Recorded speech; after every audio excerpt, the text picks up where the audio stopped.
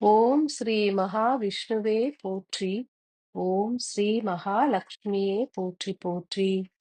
காக்கும் தெய்வமாம் ஸ்ரீ மகாவிஷ்ணு அவர்கள் வழங்கிய அற்புத அருளுரை. மங்களம் பொங்கிடவும், மகத்தான ஆற்றல்கள் பெருகிடவும், இன்ப வெள்ளம் பாய்ந்திடவும், அகமும் மனமும் குளிர்ந்திடவும், செல்வ வளம் பெருகிடவும், ஈகை குணம் மிகுந்திடவும், நன்றி பெருக்கு உருவாகிடவும், அன்பு மிளிர்ந்திடவும், கருணை எனும் அருட்செல்வம் பல்கிப் பெருகிடவும், மானுட தேகங்கள் அனைத்தும் பொலிவுற்று ஆரோக்கியமாய் வாழ்ந்திடவும், இறை லயத்தினில் மூழ்கி ஓம்கார இசையுடன் அனைவரும் உலக உயிர்களுக்காகவே வாழுகின்ற தன்மை ஓங்கிடவும், ஸ்ரீ மகாவிஷ்ணு மற்றும் ஸ்ரீ மகாலட்சுமியின் அதிபூரண ஆசிகள். உதித்திட்ட சத்திய யுகத்தினில் உட்பிரவேசம் கண்டு அன்பு எனும் வாயிலினை கடந்து கருணை எனும் வாயிலின் மூலம் அதன் உச்சமான தன்மையை வெகு சிலரே எட்டியுள்ள நிலையில் இப்பூலோகம் என்பது சொர்க்கலோகமாக உருமாறியுள்ளது. ஏனெனில் ஒரு மனிதனுக்கு கருணை எனும் வாயில் திறவு கொண்டால் அம்மனிதனானவன் தெய்வமாய் உருக்கொண்டிடுவான். ஒரு தெய்வ ஆன்மா பூமியில் வாழ்ந்தாலே அவ்வான்மாவினை சூழ்ந்து ஓர் சொர்க்க பூமி உருவாகும். எண்ணற்ற மானுடர்கள் கருணை உலகினில் பிரவேசித்து விட்டால் இப்பூ உலகமே சொர்க்க பூமியாக உருமாறிவிடும். சத்தியலோகம் என்பது சித்திரை திங்களில் ஸ்ரீ பிரம்மதேவரால் படைக்கப்பட்டு இப்பூமியில் வாழ்கின்ற மானுடர்களை உள் ஏற்றிட்டது. விரைந்து மலர்கின்ற சத்திய யுகத்தின் ஆற்றல்கள் பல்கி பெருகுவதன் மூலம் மகா தெய்வ சக்திகள் பூமியினை ஆட்கொள்ள முனைகின்றன. மனிதர்கள் அன்பினால் நிறைந்து இயங்கினால் மாத்திரமே அடுத்த நிலை ஆற்றலான கருணை என்பது சித்திக்கும். கருணை பெருகினால் யாம் எமது காக்கும் ஆற்றலை அருளிடுவோம். பண்டிகைகள் என்பது உயரிய ஆற்றல்களை இப்பிரபஞ்சத்திலிருந்து ஈர்த்து அருளக்கூடிய நன்னாளாகும். தீப ஒளி என்பது இப்பிரபஞ்ச ஆற்றல்களை எளிதாய் ஈர்த்து அருளிடும். எனில் உங்களுக்குள் இருக்கும் அசுர குணங்களை வெடித்து எரித்து மகிழ்ந்திடுங்கள்.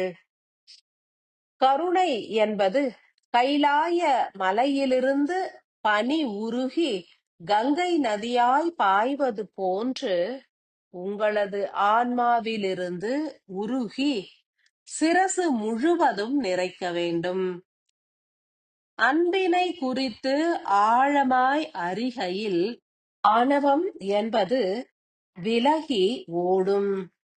கருணை ஆற்றல் பெருகினால் அனைத்து கர்ம வினைகளும் நீங்கிவிடும்.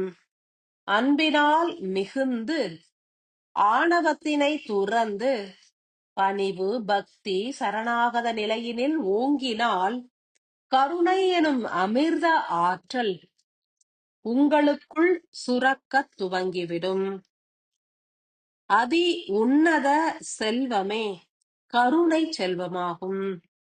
பேரறிவினை பெற்றுத்தரக்கூடிய உன்னத ஆற்றலை பொழிந்திடவே யாம் முனைகின்றோம். ஸ்ரீ மகாவிஷ்ணுவும் மகாலட்சுமியும் புறத்தினில் ஓர் தெய்வீக சக்தி என்றே உணர்கின்ற தருணத்திலேயே அவர்கள் அகத்தினிலும் கருணை எனும் எரிபொருளாய் நிறைந்துள்ளனர் என்றே உணர வேண்டும்.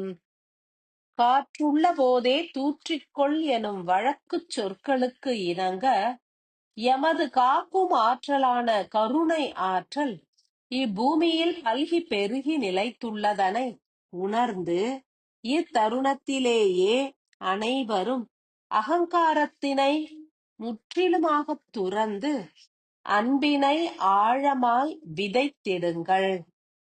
பிறரது செய்கைகள் உங்களை காயப்படுத்தினால் விலகி நின்று அன்பினையே ஆழமாய் விதையுங்கள். ஏனெனில் அன்பு பூரணத்துவம் அடைந்தால் மாத்திரமே இவ்வகிலமே சிறக்கும். கருணை என்பது தனது வாயிலினை திறவு கொண்டு சிரசினை நிறைக்கத் துவங்கினால் ஒவ்வொருவரும் தெய்வீக தன்மையை ஏற்கலாம்.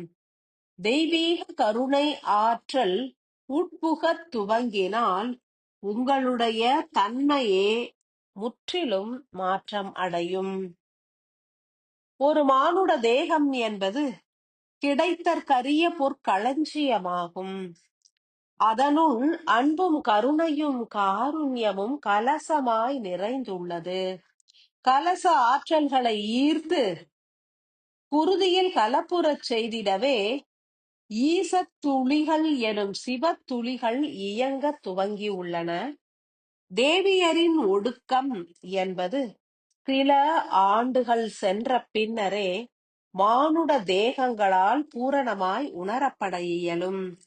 கருணை எனும் வாயில் திறவு கொண்டிட வித்திடும் நிகழ்வே ஸ்ரீசக்கர தியான நிலைகளின் மூலம் ஏற்கப்படுகிறது. இதனை ஏற்று தேவியரின் ஒடுக்கத்திற்கு உதவுவதினால் உங்களது உயிர் கூட்டினை சுற்றியுள்ள பாதரச அகழி என்பது தகர்க்கப்படும். குருதி மேலேற்றம் கண்டு உயிர் கூட்டோடு கலப்புறும். பின் மெல்ல மெல்ல கருணை ரசமும் பெருகும்.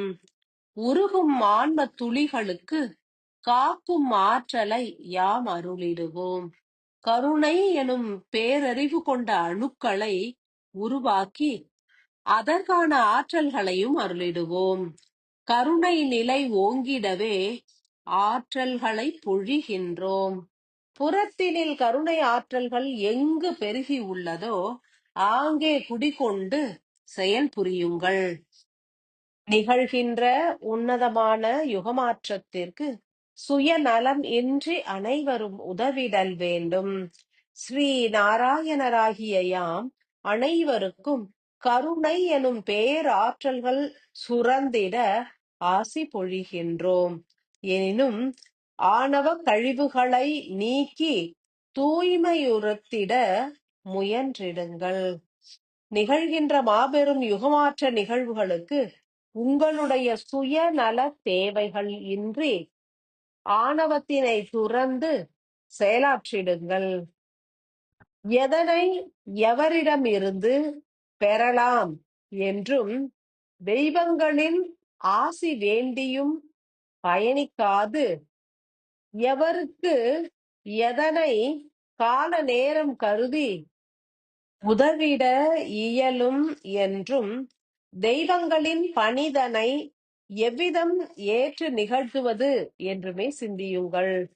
கருணை உங்களுக்கு ஊற்றாய் பெருக வேண்டும் எனில் உங்களை மறந்து இறை இயக்கத்தினில் மூழ்க வேண்டும். அனைவரையும் காத்து ரட்சிக்கும் வல்லமை பெற்ற கருணை எனும் ஆற்றலானது உங்களை ஆட்கொள்ள வேண்டும் எனில் தன்னை மறந்து செயல் புரிய வேண்டும். ஆணவமற்று சுய தேவைகள் குறித்த சிந்தனைகள் அற்று இயங்கினால் கருணை உங்களுக்குள் அபரிமிதமாய் சுரக்கத் துவங்கும். கருணை பிறந்தால் உலகின் ஒவ்வொரு உயிர்களையும் எவ்விதம் காப்பது எனும் சிந்தனை உதிக்கும். அனைவருடனும் இணக்கமாய் இயங்கி கருணையினை பெருக்கி உன்னதமாய் நிலைக்க கடவது. ஸ்ரீ மகா விஷ்ணுவின் பூரண ஆசிகள்.